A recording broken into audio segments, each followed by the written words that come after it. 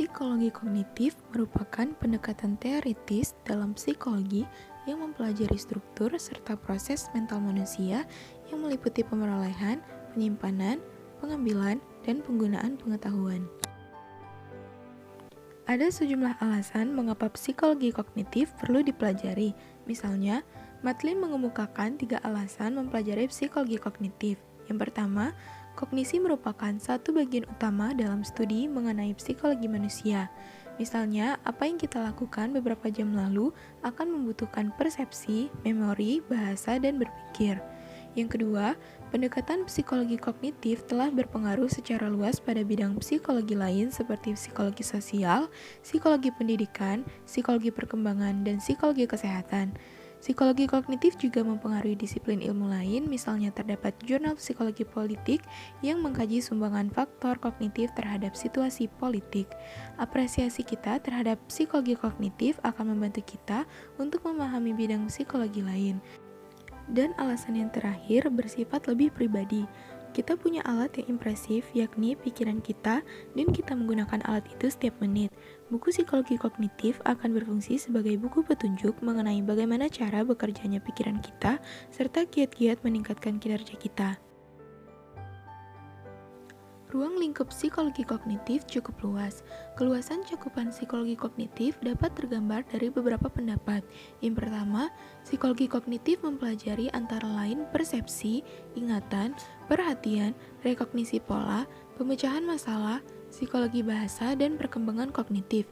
Yang kedua, psikologi kognitif mempelajari dasar biologis kognisi, kesadaran, persepsi, memori, imajeri mental, bahasa, pemecahan masalah, kreativitas, pengambilan keputusan, penalaran, perkembangan kognitif sepanjang hidup, intelijensi manusia, intelijensi artifisial, serta sejumlah aspek pikiran manusia. Psikologi kognitif dinilai sebagai suatu revolusi dalam psikologi oleh karena psikologi kognitif merubah metateori psikologi. Satu metateori dalam ilmu pengetahuan adalah sebuah pandangan mengenai bagaimana caranya seseorang mengerjakan ilmu pengetahuan. Metateori kognitif mengubah metateori behaviorisme sebab objek studinya bukan perilaku yang observable. Psikologi kognitif mengamati perilaku untuk membuat inferensi tentang faktor-faktor yang melandasi perilaku tersebut. Psikologi kognitif mempelajari proses-proses mental yang dilandasi oleh kerja otak manusia. Namun demikian, pengetahuan kita mengenai struktur dan proses mental belum sempurna betul, sehingga untuk memahaminya kita menggunakan sebuah model. Sebuah model adalah sesuatu yang telah kita mengerti yang mempunyai kemiripan fungsi dengan objek lain yang hendak kita pahami. Sekurang-kurangnya ada 3 model yang digunakan untuk menjelaskan kognisi manusia, yaitu model pemrosesan informasi, model koneksionisme, dan model berdasarkan teori evolusi. Model pemrosesan informasi mempunyai 3 asumsi, yaitu kognisi dapat dipahami dengan menganalisa kognisi ke dalam serangkaian tahapan yang pada umumnya bersifat berurutan. Yang kedua, pada masing-masing tahapan akan terjadi pemrosesan terhadap informasi yang datang. Respons yang pada akhirnya kemudian dilakukan akan dinilai sebagai hasil dari serangkaian tahap dan operasi, dan masing-masing tahapan akan menerima informasi dari tahap sebelumnya, kemudian melakukan fungsi khasnya. Psikologi kognitif menggunakan metafora atau analogi sebuah komputer sebagai sesuatu yang bisa menjelaskan kognisi manusia. Psikologi memakai satu model lain, yaitu model koneksionisme atau pemrosesan yang terdistribusi secara paralel atau sering disebut Parallel Distributed Processing atau PDP. Model PDP memakai otak manusia sebagai metafora dalam menggambarkan pikiran manusia. Solso menggambarkan psikologi kognitif evolusioner sebagai psikologi yang berdasarkan pada pemikiran evolusi biologis dan kekuatan lingkungan universal dalam menerangkan seluruh kognisi termasuk struktur otak. Hal itu berarti bahwa sensasi, persepsi, rekognisi pola, bahasa, pemecahan masalah, dan semua topik dalam psikologi kognitif ditafsirkan dari segi biologis dan sejarah evolusi spesies.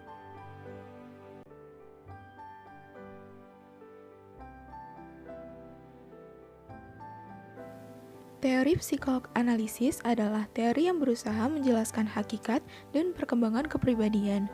Unsur-unsur yang diutamakan dalam teori ini adalah motivasi, emosi, dan aspek-aspek internal lainnya. Teori ini mengasumsikan bahwa kepribadian berkembang ketika terjadi konflik-konflik dari aspek-aspek psikologis tersebut, yang pada umumnya terjadi pada anak-anak atau usia dini. Pemahaman Freud tentang kepribadian manusia didasarkan pada pengalaman-pengalaman dengan pasiennya, analisis tentang mimpi-mimpinya, dan bacaannya yang luas tentang beragam literatur ilmu pengetahuan dan kemanusiaan. Pengalaman-pengalaman ini menyediakan data yang mendasar bagi evolusi teorinya. Baginya, teori mengikuti observasi dan konsepnya tentang kepribadian terus mengalami revisi selama 50 tahun terakhir hidupnya. Di tengah-tengah psikologi yang memprioritaskan penelitian atas kesadaran dan memandang kesadaran sebagai aspek utama dari kehidupan mental, Sigmund Freud yang mengemukakan gagasan bahwa kesadaran itu hanyalah bagian kecil saja dari kehidupan mental, sedangkan bagian yang terbesarnya adalah justru ketidaksadaran atau alam tak sadar. Freud mengibaratkan alam sadar dan tak sadar itu dengan sebuah gunung es yang terapung di mana bagian yang muncul ke permukaan air atau alam sadar jauh lebih kecil daripada bagian yang tenggelam atau alam tak sadar. Menurut Freud, kehidupan jiwa memiliki 3 tingkatan kesadaran, yaitu sadar, prasadar, dan tak sadar. Sampai dengan tahun 1920-an, teori tentang konflik kejiwaan hanya melibatkan ketiga unsur tersebut. Baru pada tahun 1923, Freud mengenalkan 3 model struktural yang lain, yaitu Das Es, Das Ich, dan Das Über-Ich. Struktur baru ini tidak mengganti struktur lama, tetapi melengkapi gambaran mental terutama dalam fungsi dan tujuannya. Dalam bahasa Inggris, Das Es, Das Ich, dan Das Über-Ich dinyatakan dengan ID, ego, dan superego. Freud menyatakan bahwa energi yang ada pada individu berasal dari sumber yang sama, yaitu makanan yang dikonsumsi. Bahwa energi manusia dibedakan hanya dari penggunaannya. Energi untuk aktivitas fisik disebut energi fisik, dan energi yang digunakan untuk aktivitas psikis disebut energi psikis. Menurut Freud, mekanisme pertahanan ego sebagai strategi yang digunakan individu untuk mencegah kemunculan terbuka dari dorongan-dorongan ID maupun untuk menghadapi tekanan dari super ID dan ego, dengan tujuan kecemasan yang dialami individu dapat dikurangi atau diredakan. Berikut ini 7 macam mekanisme pertahanan ego yang menurut Freud umum dijumpai. Yang pertama, represi, yaitu mekanisme yang dilakukan ego untuk meredakan kecemasan dengan cara menekan dorongan-dorongan yang menjadi penyebab kecemasan tersebut ke dalam ketidaksadaran.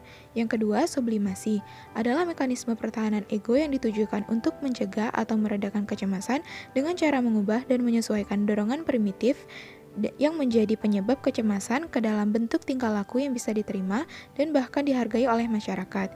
Yang ketiga yaitu proyeksi, adalah pengalihan dorongan, sikap, atau tingkah laku yang menimbulkan kecemasan kepada orang lain.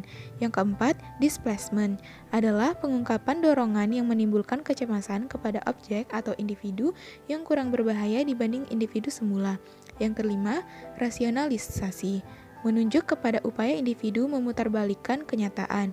Yang keenam, pembentukan reaksi, adalah upaya mengatasi kecemasan karena individu memiliki dorongan yang bertentangan dengan norma dengan cara berbuat sebaliknya. Yang ketujuh yaitu regresi, adalah upaya mengatasi kecemasan dengan bertingkah laku yang tidak sesuai dengan tingkat perkembangannya. Menurut Freud, kepribadian individu telah terbentuk pada akhir tahun kelima, dan perkembangan selanjutnya sebagian besar hanya merupakan penghalusan struktur dasar itu. Selanjutnya, Freud menyatakan bahwa perkembangan kepribadian berlangsung melalui 5 fase, yang berhubungan dengan kepekaan pada daerah-daerah erogen atau bagian tubuh tertentu yang sensitif terhadap rangsangan.